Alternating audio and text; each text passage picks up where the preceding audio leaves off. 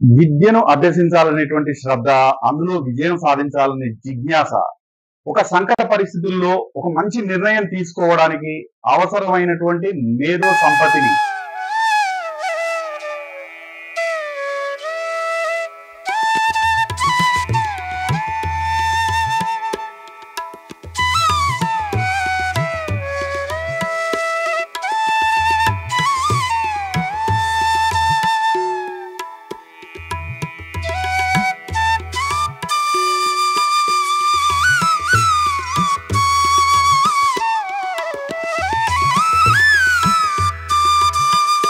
విద్యను అభ్యసించాలనేటువంటి శ్రద్ధ, అందులో విజయం సాధించాలనే జిజ్ఞాస, ఒక సంకట పరిస్థితుల్లో ఒక మంచి నిర్ణయం తీసుకోవడానికి అవసరమైనటువంటి మేధో సంపత్తిని ఇచ్చేటువంటి ప్రాంతం వాస్తులో ఎక్కడైనా చెప్పబడిందా అంటే అవునని చెప్పాలి.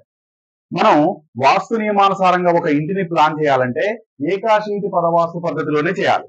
ఏకాశీతి పదవాస్తు పద్ధతిలో 10 అడ్డు వరుసలు 10 నిలువు వరుసల ద్వారా మొత్తం ఎంచుకున్న స్థలాన్ని 81 భాగాలుగా విభజిస్తాం. ఈ 81 భాగాలలో ఒక్కొక్క దాన్ని ఒక పదం అని చెప్పారు. ఈ 81 పదాలను వెరసి 45 దేవతా స్థానాలుగా గుర్తించారు.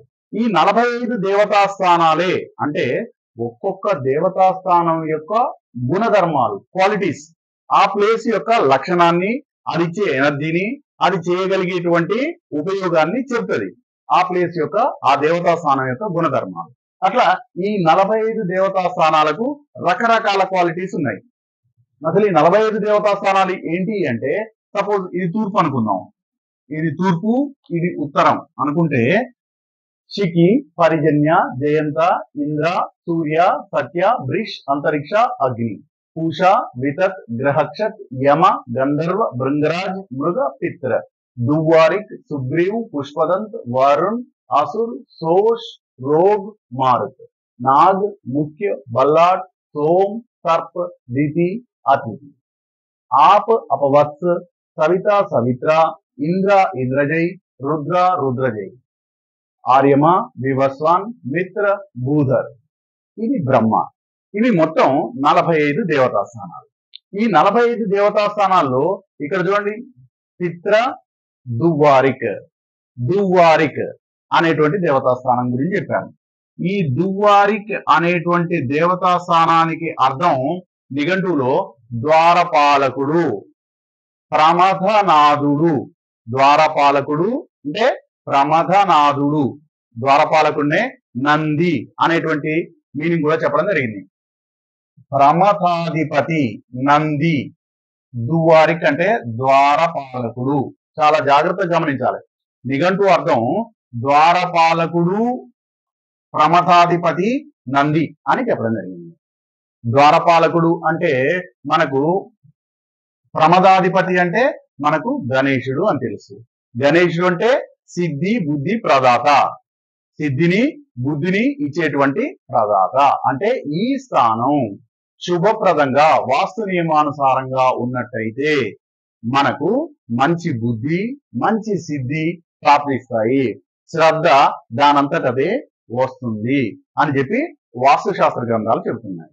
ప్రాచీన వాస్తుశాస్త్ర గ్రంథాలు అంటే క్లాసికల్ వాస్తు టెక్స్ట్, విశ్వకర్మ ప్రకాష్, మాయమత్, మానసార్, సమరాంగం సూత్రధార్, ఇలాంటి గ్రంథాలన్నింటిలో చెప్పినటువంటి ఈ ప్రాంతం యొక్క మీనింగ్ ని మనం చూస్తున్నాం. ఇప్పుడు బుద్ధి, జ్ఞానం, సిద్ధిని ప్రాప్తించేది ఏంటి? దువ్వారిక్ అనేటువంటి ఈ ప్రాంతం. ఒకవేళ ఈ ప్రాంతం వాస్తు నియమాలకు విరుద్ధంగా ఉన్నట్టయితే ఏం జరుగుతుంది? వాస్తు శక్తి, ధనం, సమయం వృధా చేసేటువంటి లక్షణాలను కలిగి ఉంటాడు. వాస్తుశాస్త్ర విరుద్ధంగా ఉన్నట్టయితే సమయము, శక్తి, ధనం ఈ మూడింటిని కూడా వృధా చేసేటువంటి వ్యక్తిగా ఉంటాడు. ప్రవర్తనపై నియంత్రణ కోల్పోతాడు. తన వ్యక్తిగత ప్రవర్తనపై నియంత్రణ లేకుండా తయారవుతాడు. నెక్స్ట్, దురదృష్టవంతుడుగా మిగిలిపోతాడు. ఎప్పుడు? దువ్వారిక్ అనేటువంటి, చాలా సింపుల్ అర్థం చేసుకోవడం, ఈ ప్రాంతం ప్రమదాధిపతి, గణపతి, నందికి సంబంధించింది. ఈ ప్రాంతం వాస్తు నియమాలకు విరుద్ధంగా ఉన్నట్టయితే, అంటే వాస్తు నియమాలకు విరుద్ధంగా ఉండడం అంటే, ఒక ప్రాంతం వాస్తు నియమాలకు విరుద్ధంగా ఉండడం అంటే ఫ్లోర్ పగిలి ఉండడం, లేదా గోడలు పగిలి ఉండడం, అక్కడ వాడాల్సిన దానికన్నా వ్యతిరేకమైన కలర్ ఉండడం, లేదా ఒక టాయిలెట్ అక్కడ నిర్మించి ఉండడం, ఇలాంటివన్నీ వాస్తు దోషాలే. లేదా భూమిలో శల్య దోషం ఉండడం, ఇవన్నీ వాస్తు దోషాలే. ఇవన్నీ ఉంటే దువ్వారికి అనేటువంటి ఆ దేవతా స్థానంలో ఇలాంటి లోపాలన్నీ ఉంటే వ్యక్తి శక్తిని, శ్రమని, సమయాన్ని, ధనాన్ని వృధా చేసుకుంటాడు. పర్యవసానంగా దురదృష్టవంతుడుగా మిగిలిపోతాడు. కాబట్టి దువ్వారికి అనేటువంటి ఈ ప్రాంతాన్ని వాస్తు నియమానుసారంగా చాలా పవిత్రంగా జాగ్రత్తగా కాపాడాలి. ఒకవేళ ఈ ప్లేస్ పాజిటివ్ గా చార్జ్ అయి ఉంటే, శక్తివంతంగా చాలా పర్ఫెక్ట్ గా ప్లాన్ చేసి ఉంటే ఏమవుతుందట? బుద్ధివంతుడవుతాడు, శ్రద్ధావంతుడవుతాడు, జ్ఞానము సిద్ధిస్తుంది. ఇంకా విపులంగా దీనికి సంబంధించిన వివరణ ఏం చెప్పారంటే, ఒక వ్యక్తి ఏదైనా విషయాన్ని అధ్యయనం చేయాలంటే ఈ ప్రాంతంలో కూర్చొని, ఒక ఇంట్లో ఈ దువ్వారికి అనేటువంటి ఈ ప్రాంతంలో కూర్చొని అధ్యయనం చేయడం ద్వారా త్వరగా విషయాన్ని అవగతం చేసుకోగలుగుతాడు. ఆ విషయంపై పట్టు సాధించాలనేటువంటి శ్రద్ధ పెరుగుతుంది అని చెప్పడం జరుగుతుంది.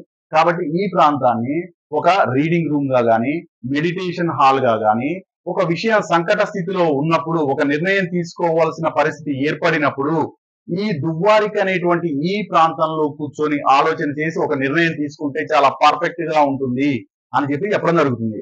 ఇంకా పాజిటివ్ అంటే తన విషయంలో పట్టుదలగా ఉంటాడు. ముఖ్యంగా విద్య, బుద్ధి, శ్రద్ధ విషయాల్లో చాలా పట్టుదలగా వ్యవహరిస్తారు. అనవసర విషయాలలో తలదూర్చడం ఉండదు. అనవసర విషయాల జోలికి వెళ్ళరు. ఆర్థిక విషయాలు సద్బుద్ధిని ప్రవర్తిస్తారు. కోరికలు నియంత్రణలో ఉంటాయి.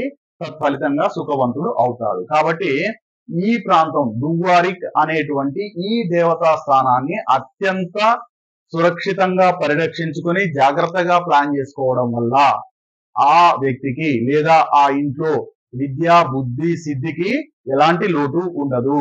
సమర్థవంతంగా సమయాన్ని, డబ్బుని వినియోగించగలుగుతారు. తద్వారా సుఖవంతులు అవుతారు అని చెప్పి వాస్తుశాస్త్ర గ్రంథాలు చెప్తున్నాయి.